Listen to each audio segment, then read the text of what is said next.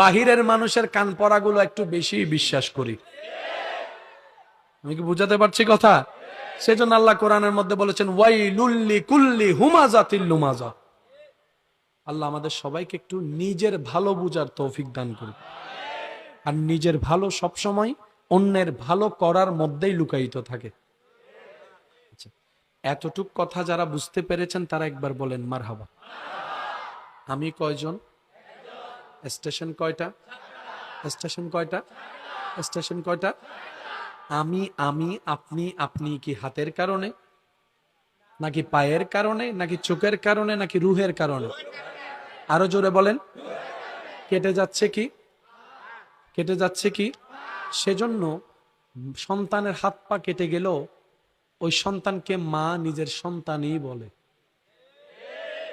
সন্তান যদি বিকলাঙ্গ হয় তারপরও মা সন্তানকে নিজের সন্তানই বলে। এবার সুস্থ সন্তান প্রশ্ন রাখলো মার কাছে, মা আমার তো অল বডিতে সব আছে, তার তো চোখ একটা নাই, ঠোঁট একটা বাঁকা, কান একটা নাই, চোখ একটা কানা, পা একটা ল্যাংড়া, তুমি এই বিকলাঙ্গকেও তোমার সন্তান বলছো, আমাকেও তোমার সন্তান বলছো, মা মিলে তো না। তখন মা উত্তর দেয়, তোর দেহটা আমার সন্তান নয়।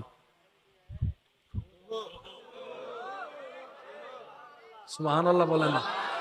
এবার অঙ্কটা একটু মিলাই, যেটাতে শুরু করলাম, যেখান থেকে শুরু সেখানে গিয়ে, যে যেখান থেকে আসে সেখানেই ফিরে যেতে হয়। আমরা আল্লাহর কাছ থেকে কি হয়ে এসেছি? জোরে জোরে। আমরা আল্লাহর কাছ থেকে কি হয়ে এসেছি? ওই রুটা হয়ে এসে বাবার পিঠ মায়ের পেট হয়ে দুনিয়াতে এসে তারপরে কবর হয়ে হাসর হয়ে জান্নাতে যখন চলে যাব, যদি আল্লাহ তাআলা আমাদের উপর রাজি হয় তাহলে আমরা দেহ সহিত রু নিয়ে যাব। সেজন্য আল্লাহ তাআলা নবীদের শানের মধ্যে জমিনকে হুকুম করেছেন, হে জমিন আমার নবী রাসূলের দেহকে কখনো তোমরা খাবা তো দূরের কথা, স্পর্শ পর্যন্ত করিও না, স্পর্শ পর্যন্ত করিও না। জমিন কার দেহ স্পর্শ করে না? উত্তরটা সহজ, বুঝে নিবেন।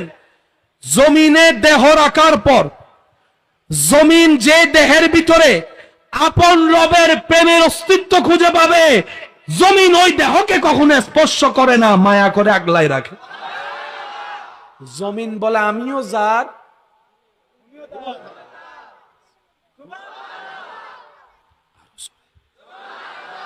সবকিছুর মূলে কে? এখানে কোনো ফ্যাঁসার কিছু নাই, সবকিছুর মূলে আল্লাহ।